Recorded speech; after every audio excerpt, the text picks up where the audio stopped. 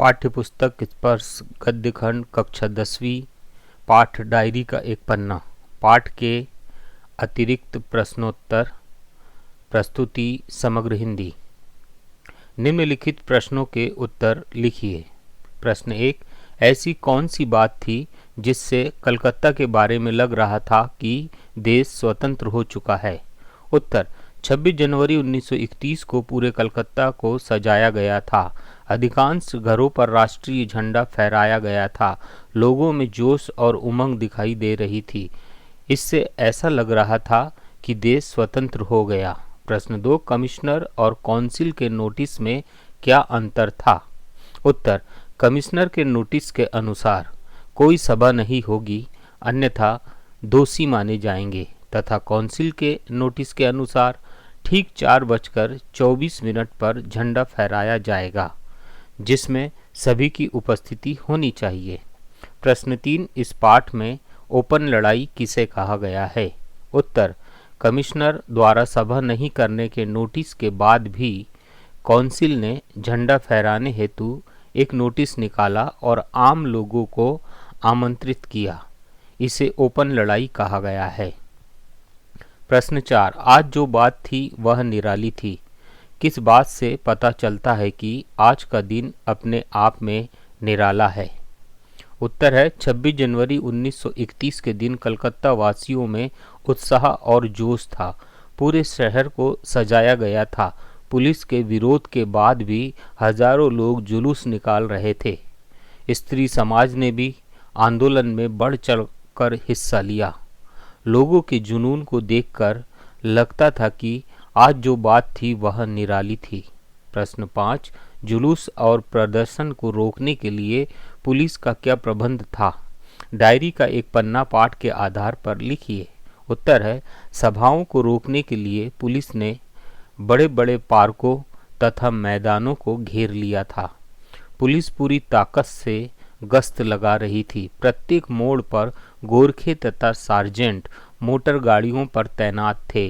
घुड़सवार पुलिस का भी प्रबंध था। प्रश्न 6, बंगाल के नाम या कलकत्ता के नाम पर कलंक था कि यहाँ काम नहीं हो रहा है, वह आज बहुत अंश में धुल गया, इसका आशय स्पष्ट कीजिए। उत्तर, पहले यह माना जाता था कि बंगाल में स्वतंत्रता के लिए कोई काम नहीं हो रहा, लेकिन 26 जनवरी 1931 के दिन लोगों ने सभाओं और जुलूस में बढ़ चढ़कर हिस्सा लिया। लोग जेल गए, घायल हुए। यह सब देखकर कहा जा सकता है कि बंगाल का कलंक धुल गया।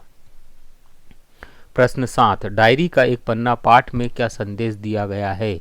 उत्तर, डायरी का एक पन्ना पाठ में संदेश दिया गया है कि देश को स्वतंत्र कराने में किस प्रकार हमारे क्रांतिकारियों ने कुर्बानियां दी, किस प्रकार कठिन परिस्थितियों में भी वे पीछे नहीं हटे, आगे बढ़ते ही गए। हमें भी अपने देश के लिए बलिदान देने के लिए पीछे नहीं हटना चाहिए। प्रश्न 8, अंग्रेजों ने कानून बनाकर आंदोलनों, जुलूसों और भारतीय झंडा फहराने को गैरकानूनी घोषित किया था। यह कानून भंग करना उचित था, क्योंकि लोगों में स्वतंत्रता की अलख जगाने के लिए आंदोलन, जुलूस निकालना आवश्यक था।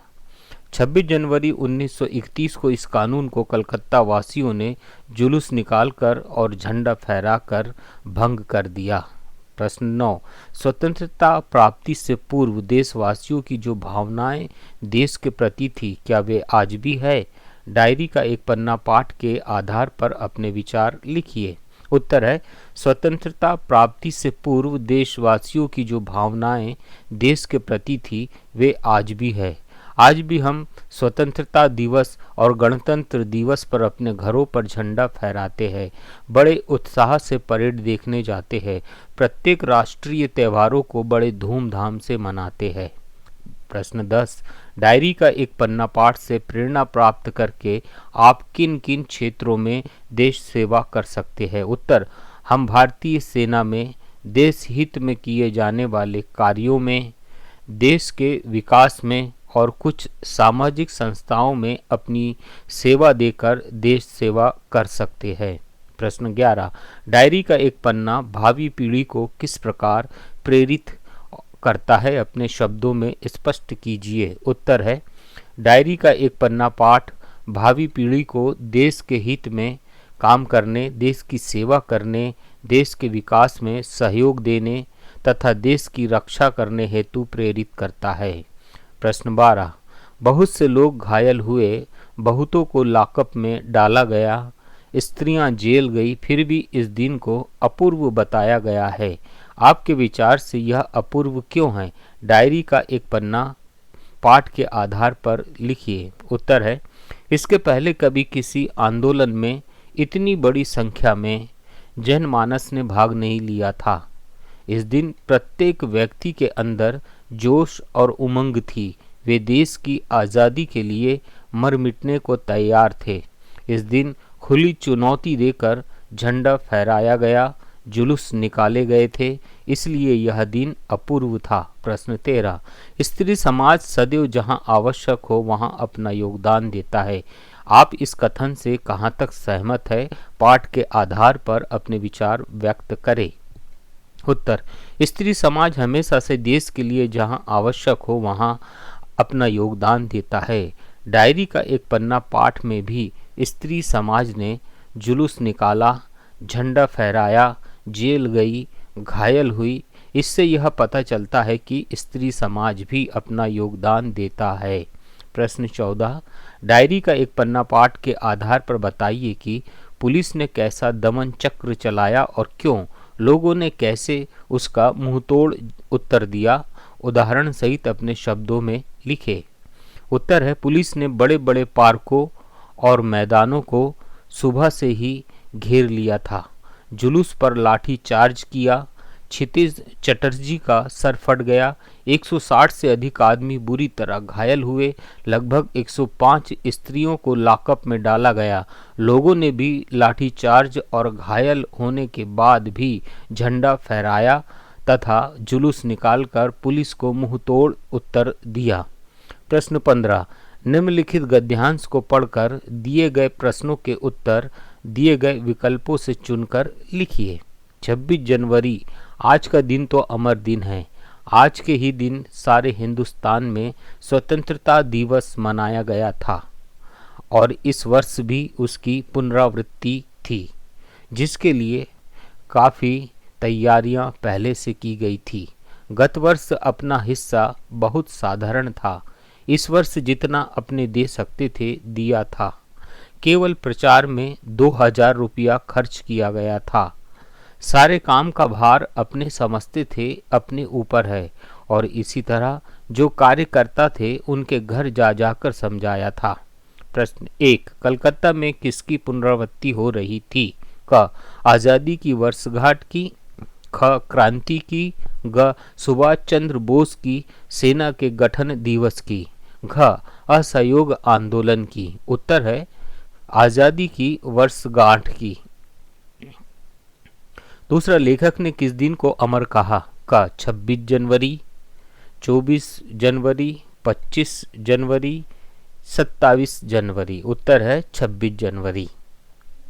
तीसरा, प्रचार हेतु कितने रुपए खर्च किए गए?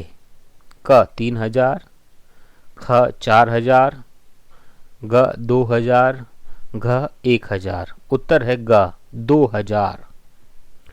चौथा, गत वर्ष आज़ादी के आंदोलन में भाग लेने का उत्साह किसका कम था? लेखक का, सुभाष चंद्र बोस का, कलकत्ता वासियों का, कार्यकर्ताओं का।